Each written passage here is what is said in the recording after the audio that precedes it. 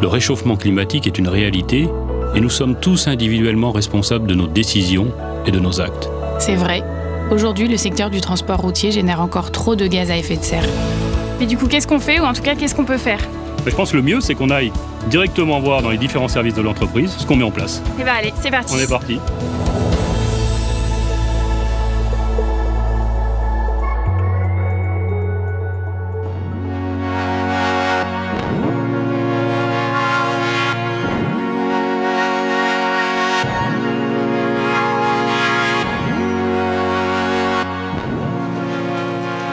Alors comme 95% de nos émissions de CO2 sont liées en fait à l'utilisation des camions sur la route par nos clients, c'est très important qu'on fasse les bons choix énergétiques pour pouvoir décarboner le plus efficacement possible et au meilleur coût.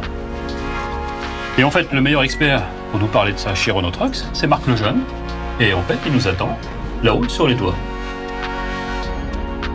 La mobilité électrique, dans les pays qui ont une électricité décarbonée, c'est plus de 80% de CO2 économisé par rapport au diesel si on considère toute la durée de vie du camion, depuis l'extraction des minerais nécessaires à sa fabrication jusqu'à son recyclage. Bonjour Pauline. Bonjour Marc. Bonjour Bruno. Bonjour Marc. Alors je vous ai proposé de venir ici sur le toit de ce centre logistique parce qu'il a été équipé il y a 2 ans de panneaux solaires que vous voyez, il y a 8 hectares. Je pense que ça illustre très bien la formidable transformation qu'on est en train de vivre en Europe où dans les 25 prochaines années, le mix électrique va être complètement décarboné. Parce que c'est vrai qu'il y avait plusieurs énergies possibles. Qu'est-ce qui a motivé le choix de l'électrique en particulier ? Alors oui, il y avait d'autres options, il y a les bioénergies et l'hydrogène. Alors sur les bioénergies, donc c'est du biodiesel ou du biométhane qu'on brûle dans un moteur, ça existe déjà aujourd'hui, c'est assez limité aujourd'hui et ça va rester limité demain. Alors, pour illustrer ça et mieux le comprendre, imaginez que vous êtes propriétaire d'un terrain qui fasse à peu près la surface de cet entrepôt, 8 hectares, et que vous décidez de vous lancer dans l'énergie pour les camions, l'énergie décarbonée bien sûr pour les camions. Donc vous avez plusieurs options. La première option, vous allez faire du biodiesel. Donc pour ça, vous allez labourer votre champ, planter du colza, le laisser pousser, ça va prendre du temps, il faudra l'arroser, il faudra mettre des produits phytosanitaires, des engrais, il faudra le récolter, il faudra l'emmener dans une presse, ça va prendre pas mal d'énergie. Une fois que vous avez extrait l'huile du colza, il faudra estérifier l'huile avec du méthanol et vous obtiendrez, avec ces 8 hectares, à peu près 12 000 litres de biodiesel qui vous permettront d'alimenter un camion long routier pendant 4 mois. La deuxième option, c'est vous faites comme ici, vous couvrez votre champ de panneaux solaires et ici, on compte récupérer un peu plus de 5 gigawattheures par an d'électricité, ce qui permet d'alimenter 36 camions pendant 1 an.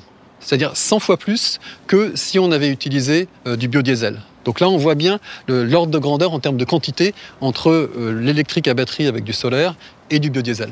Et l'hydrogène, on en parle comme une solution miracle. Et pourquoi pas l'hydrogène finalement ? Alors l'hydrogène, c'est intéressant, enfin, c'est un gros avantage pour stocker l'énergie sur le camion. Ça représente moins de coûts, moins de poids, moins d'encombrement que les batteries. Ça, c'est le gros avantage. Après, il y a un gros inconvénient, c'est que c'est très énergivore. Il faut beaucoup d'énergie pour transformer l'hydrogène en électricité avec un électrolyseur, le transporter jusqu'à la station-service, le comprimer entre 700 et 900 bars et le refroidir à moins 40 degrés dans la station-service pour l'injecter dans le réservoir du camion. Et après, sur le camion, on le retransforme en électricité pour l'utiliser dans une chaîne de traction électrique. Donc, toutes ces transformations, elles consomment de l'énergie et au final, il faut 3 fois plus d'électricité par kilomètre avec un camion hydrogène qu'avec un camion électrique à batterie. Et même si on prend en compte l'impact de la batterie sur le coût, l'empreinte carbone et la quantité d'énergie, il y a toujours un très fort avantage pour le camion électrique à batterie.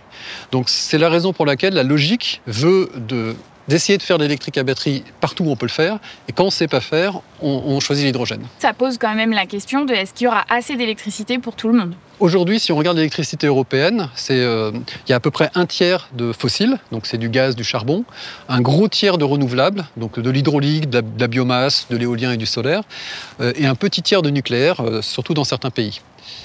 Tous les pays d'Europe ont des plans dans les 25 prochaines années pour doubler globalement la production d'électricité européenne, tout en la décarbonant, c'est-à-dire en supprimant le tiers fossile. Si 80% des camions sont électriques à batterie en 2050 dans le parc, ils consommeront 5% de l'électricité produite en Europe. Ils consommeront aux 3/4 la nuit en charge lente et 1/4 le jour en charge rapide avec les méga chargeurs. Donc on voit que l'insertion des camions électriques dans le futur électrique européen est tout à fait réalisable. Et du coup, c'est vrai que pour fabriquer des batteries, on parle beaucoup des terres rares, mais qu'est-ce qu'il en est ? Dans les batteries, il n'y a pas de terres rares. Dans les batteries, ce qu'il y a, c'est des minéraux. Alors on peut dire, ils ne sont pas rares, on va dire des minéraux clés. Il y a bien sûr du lithium. On peut aussi, dans certains cas, remplacer le lithium par du sodium, faire des batteries au sodium. Il y a une infinité de possibles en fait sur les minéraux dans les batteries.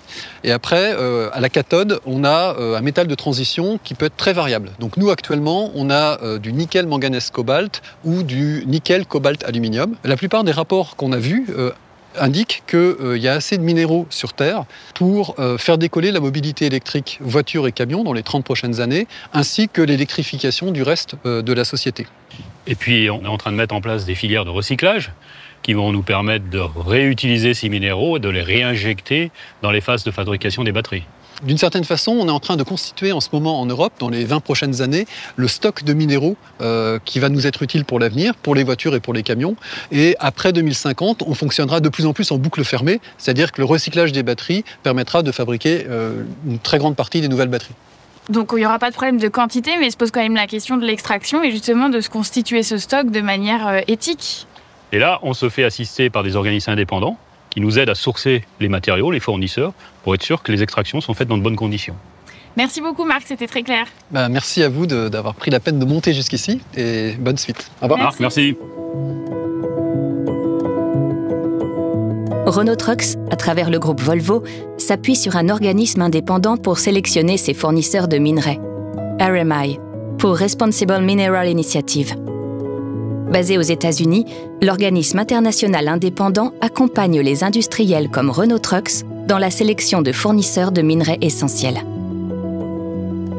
The role of the RMI is to help companies conduct risk assessments and to identify those risks and respond to risks and really ultimately to avoid human rights impacts and environmental impacts in their supply chains. The RMI has a number of really concrete tools to help companies with responsible sourcing of minerals. First, we provide materials that help train and build the capacity of companies to understand what are the risks in their supply chains, what are the human rights risks, the environmental risks, risks that may have to do with particular geographies or particular minerals. And then we have our independent assessments against our standards, and those are assigned for all industry to see which companies, which smelters and refiners in the supply chain really are conducting appropriate due diligence.